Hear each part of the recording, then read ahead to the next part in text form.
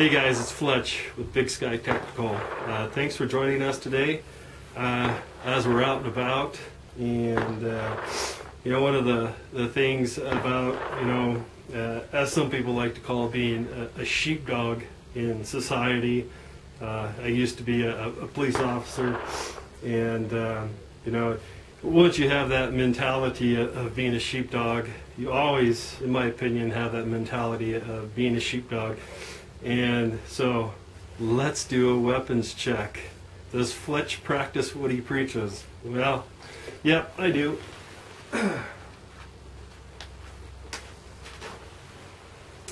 Here's my Grendel 380. This is a really pretty unique weapon, and yes, this is loaded because it's on my person.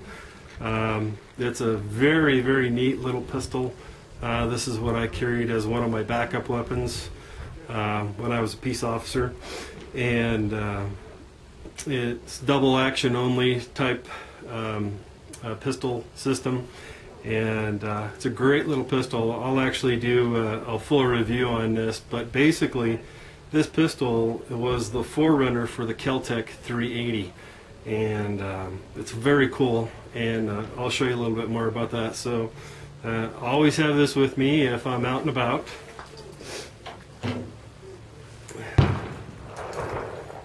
And second backup is a knife. Always carry a knife. And guys, I come across a lot of people out there in my travels that unfortunately they have the misconception that in order to protect themselves, they have to spend a lot of money.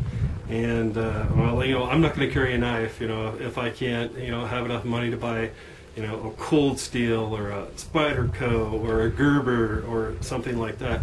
Guys, something is always better than nothing. Always. Every day of the week and twice on Sunday.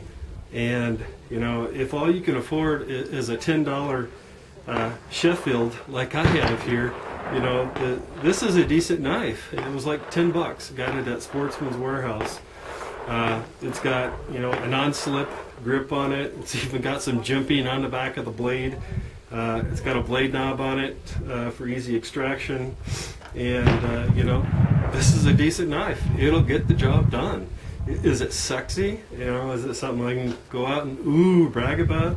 No. But the important thing is that I have this with me all the time, and if the need should ever arise, I have it, and that's what counts, guys. It's not how much money you spend on the products that you use, it's whether or not you have it. The best weapon that you'll ever have in your lifetime is the one that you actually have on you when you need it.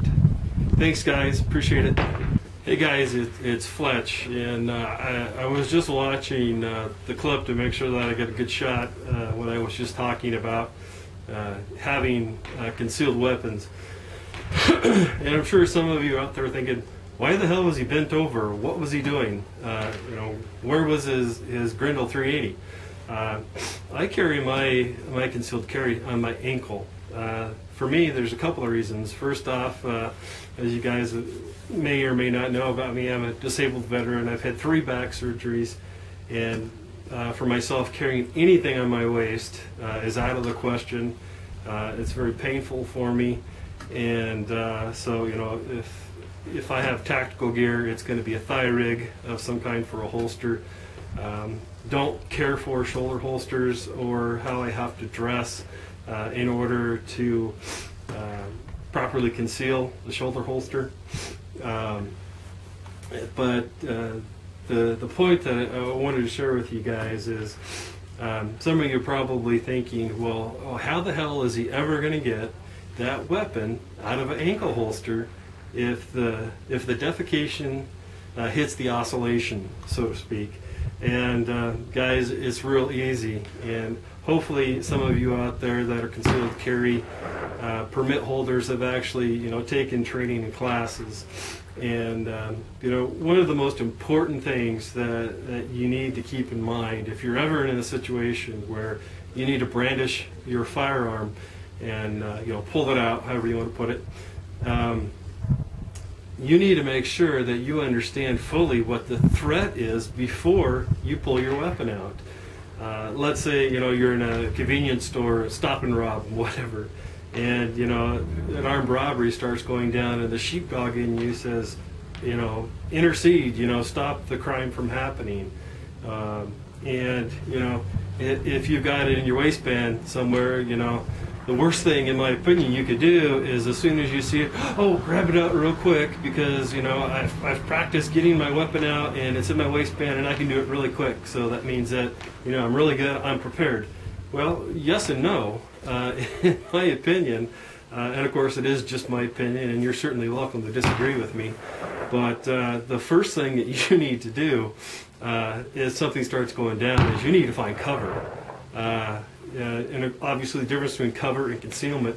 Cover is something that would actually stop a bullet. Like hiding behind the engine block of a car, not the car door like you see in the movies.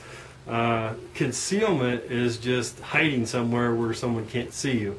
So just so you understand where I'm coming from, what I'm talking about, the first thing that I would always do is seek cover immediately. Assess the threat.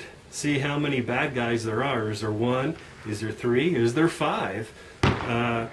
Before you pull the weapon out, so that you're not going to get yourself in a world of hurt by pulling out your weapon and drawing down on one bad guy and having another one somewhere in the vicinity that ends up shooting you because you didn't know they were there. And so the point of all this being is that if my first natural instinct is to find preferably cover, or at least concealment, then while I'm assessing the threat level and the danger and how many bad guys there are, that gives me plenty enough time to remove my concealed carry from my ankle holster. So is that going to fit in every situation? No, obviously not. Nor is it, though, going to fit in there, if you've got it in your waistband or you've got a shoulder holster or whatever your preference is. The point being is that you've practiced whatever that is and you're comfortable with it and you know what you're going to do. I'm sure that if you guys took carry concealed class, they taught you that the worst thing you could ever do is to pull out your weapon if you know that you can't pull the trigger to protect yourself or your family or someone else's life. So I just wanted to share with you guys. I know there's going to be someone that was thinking that, why was he, bending down to get his weapon?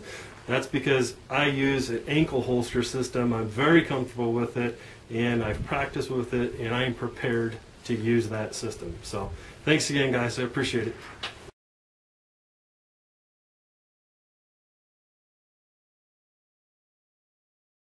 But for all you safety Sallies out there, that way's a safe direction. There's nothing over there, and it's impossible for a bullet to come out of this barrel and shoot you through your monitor. So all you safety Sallies, just relax. I'm completely aware of that. But again, just a great little gun full of character. And we'll shoot it in a couple of minutes, and we'll actually show you that. And so again, this is a .22 long rifle, U.S. revolver company, and this belonged to my grandfather. Hey guys, it's Fletch. We're out at the range today. It's March the 17th, and we're out here doing some shooting. Thanks for joining us today. And speaking about being cut that out. We'll start over. Alright guys, it's Fletch. Welcome back. We're going to do some shooting now, and it's kind of funny. I'm out at the range, and there's a bunch of old codgers out here. I can hear them talking over on the next range. Hey, what's that young whippersnapper doing over there with the camera? But yeah, so if you hear a bunch of talking in the background, you'll know what's going on. But yeah, anyways.